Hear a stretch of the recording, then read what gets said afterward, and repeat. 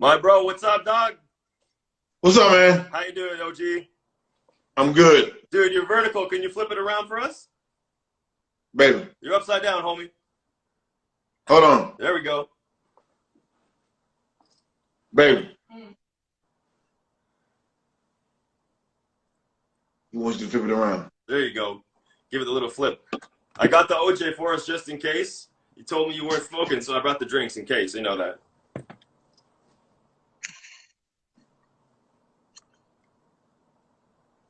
There you go, OG. OG, the last couple weeks have probably got to been so crazy for you. Why don't you take a couple minutes to talk to everybody about what's been going on in your life right now? I'm just chilling, man. I mean, I'm in the house, you know what I mean? You can't go outside. So I just been in the house drinking.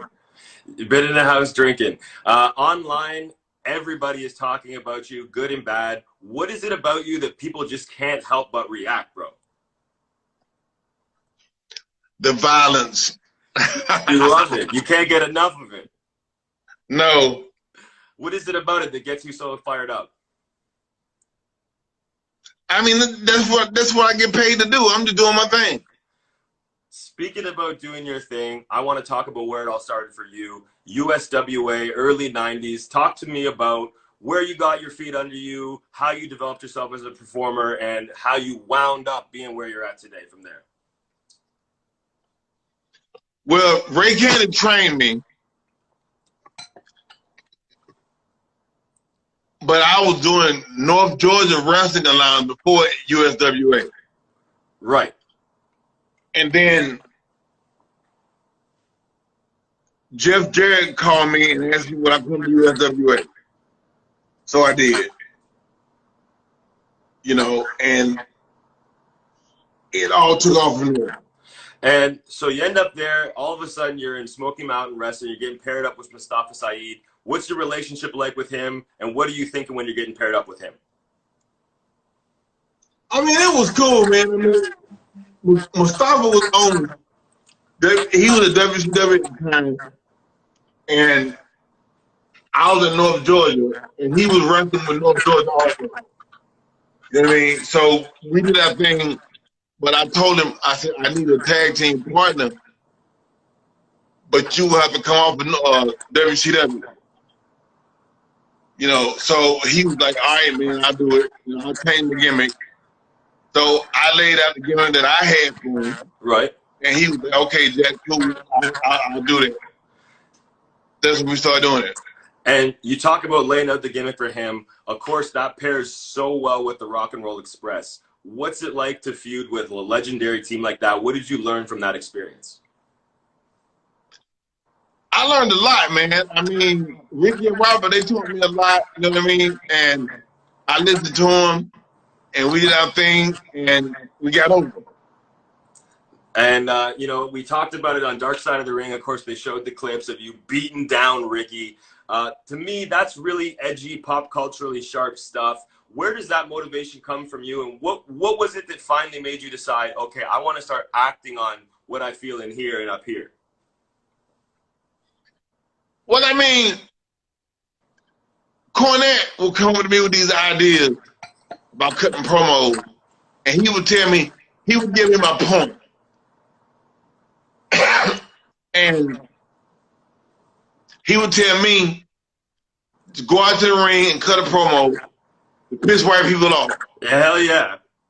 You know what I mean? So that's what I did. And the shit was good. One of the best lines, of course, the notorious O.J. Simpson line. Why don't you tell everybody at home what you said about O.J. and why that resonated so much with everyone?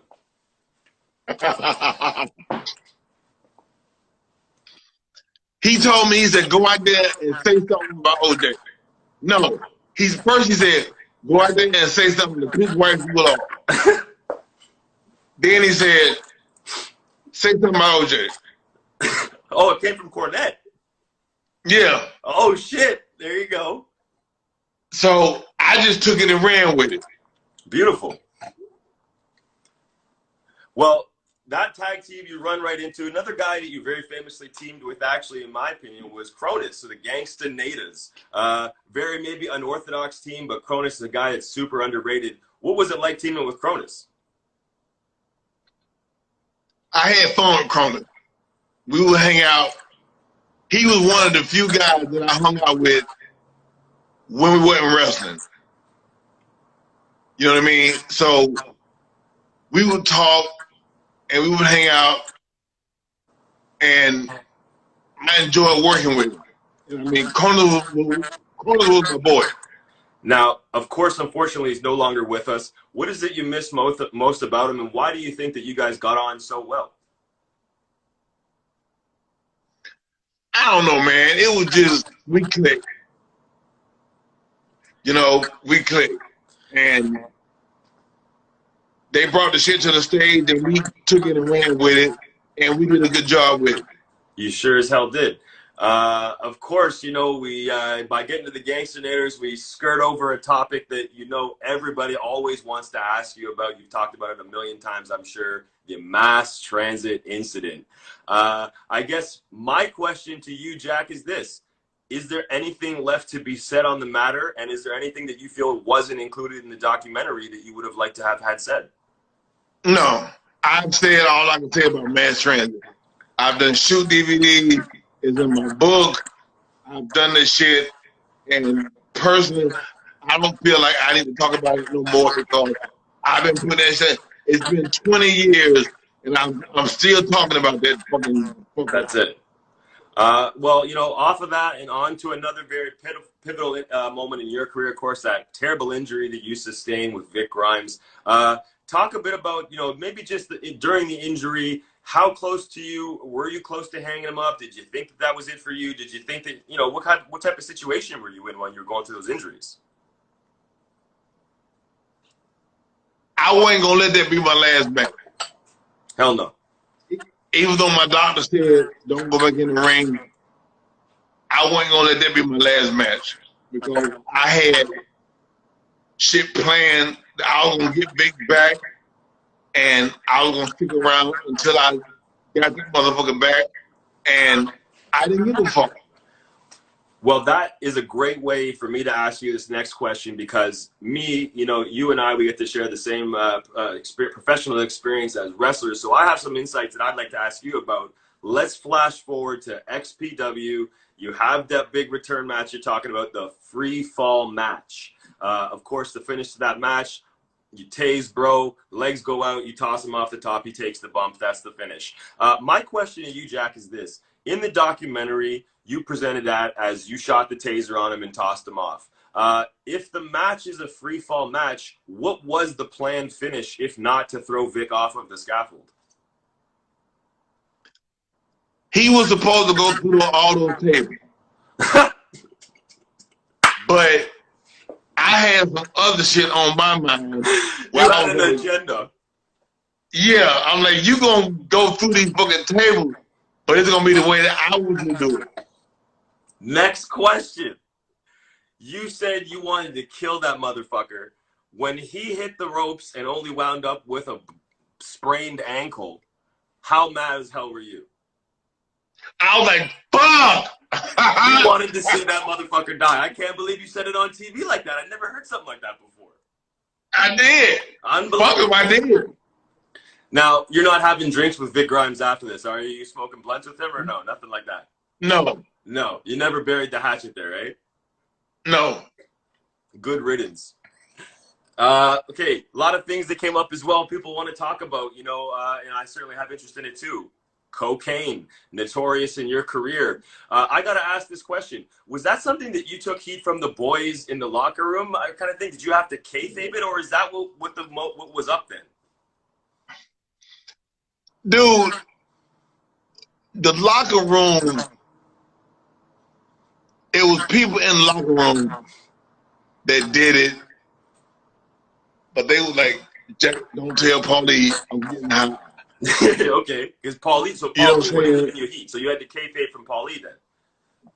No, I did it, and Paulie knew I was doing it. Shoot corner. No, Paulie knew I was doing it, and he came with me a couple of times. He was like, Jack, you got cocaine on your nose. And I'm like, get it off. Oh. You know, I never hid the fact that I started coke. You know what I'm saying? I never made it a fucking secret that I did. But it was those other motherfuckers that was doing it that was like, please, Jack, don't tell Bonnie that you doing this shit. Yeah, they were scared. I was like, y'all some little bust-ass motherfuckers anyway.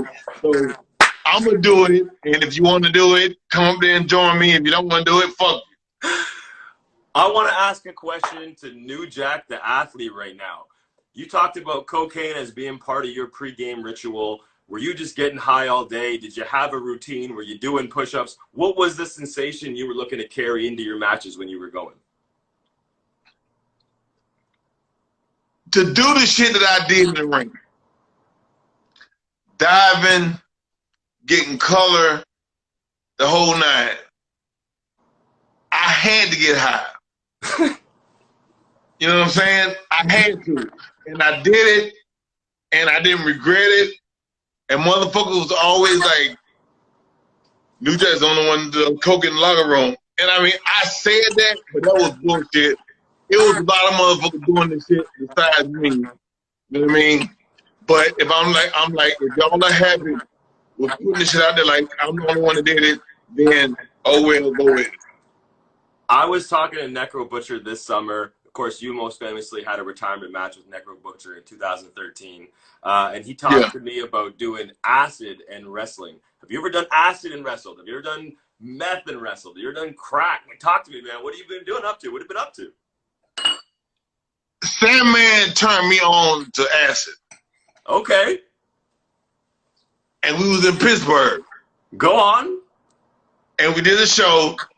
And Sandman was like, Jack, try this. And I was like, what is it?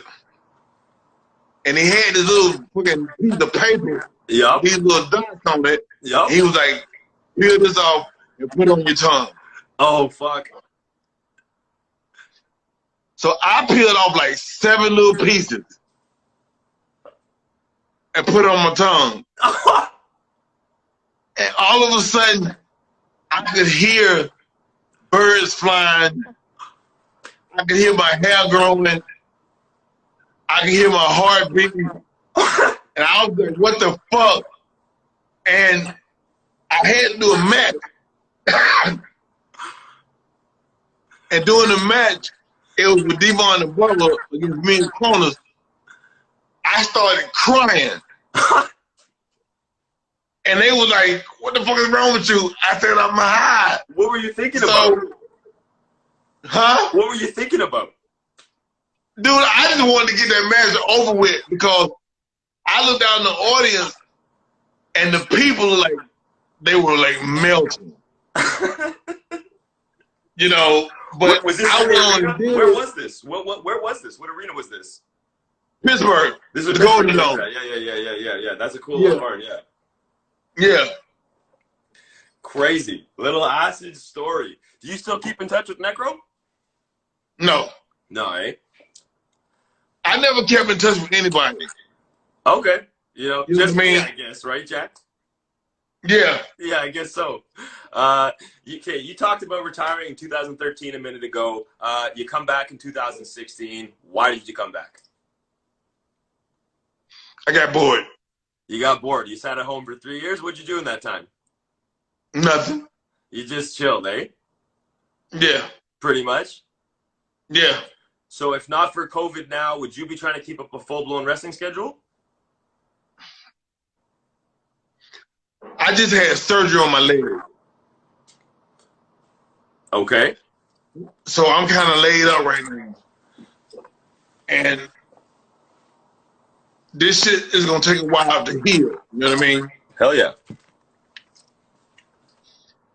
So I ain't doing shit. I'm just sitting at home studying my book. One of the cool things, actually, I wanted to ask you about, too, was your involvement in Beyond the Mat. I mean, at the time, I guess, in your life, you're looking into an acting career. Where did that take you? And, you know, those comparisons to Denzel Washington, did they stay with you? Yeah, man. It was like the guy. I didn't realize I was doing an actual reading for a part. I had no idea. I thought they was just part of the fucking show. Oh, really? So I did it, and it was fucking terrible. Wait, did you actually get the part? No, it sucked. My No. part that I had to read for it was fucking terrible. Were they working you or what? Huh? Were they working you? Yeah. They just wanted you to read for the camera. Yeah. Oh, okay. Fucking glory seekers, eh? Yeah. You know what? That's a cool thing I get to ask you about too, because one of the things I noticed most, I mean, I was so excited to have you on tonight. I noticed that as many people are as excited to talk to you and hear from you, there's some people that are mad as hell at New Jack. What the hell do you say to those people, and why is it that they can't understand you or get where you're coming from in your heart? Fuck them. Fuck each and every one of them. I don't give a fuck about nobody being mad at me. Fucking me, kiss my ass. It's one thing I've learned from you is to give zero fucks. I know you don't smoke, but I thought what better time to enjoy a smoke with you? I know you said you have a drink going. Do you got a drink going or what? Yeah, I got one. What are you drinking, OG? Vodka and orange juice. Vodka and orange juice as usual? How many shots of orange juice? A little bit. Just a splash, I bet. Yeah. How do you keep your time busy these days? Do you watch a lot of wrestling? Huh? Do you watch much wrestling these days? I've been watching Dark Side. Hell yeah. You know what I mean? I don't watch WWE and all that bullshit, and I don't watch it. I can watch the Dark Side. I become a big fan of Dark Side because they show my shit every week. You know what I mean? And me and my wife sit back and watch it and we love it. Working on that with Evan and Jason, what was that experience like for you? And was there any part of it that maybe kind of made you feel like there was some unfinished business left in your career, that this was an opportunity that you could finally tell your story properly? No, I was cool, bro. I mean, the shit they did, I was cool with it. Hell yeah. You know what I mean? People come and they say, Jack, you admitted to snorting coke. I'm like, because I used to snort the shit. You know? I'm like, it ain't no goddamn secret. I used to snort it. That was 20 years ago. And here we are. Yeah. Well, I got to ask you this question before I let you go, because, you know, we could talk all night. What are some things that, you know what I mean? What do you still want to do in wrestling? What are some things you've never done? What are some things that you wish you had done? Do you have any regrets? I don't regret shit I've done. Hell no. No. I don't regret nothing. Is there anybody left to work with for New Jack that you haven't worked with yet? No. Maybe Channing Deckard. Who's that? Yeah, I'll have to tell you another time. Don't worry about it, Jack. Okay. Fans want to know: are we going to see you in Canada anytime soon? Can you get it? Can you get over here? Can we get a booking for you over here? We could try. But you might not make it over this side, eh? I don't know, man. I'll try. You'll do your best. Well, you Yeah. know what?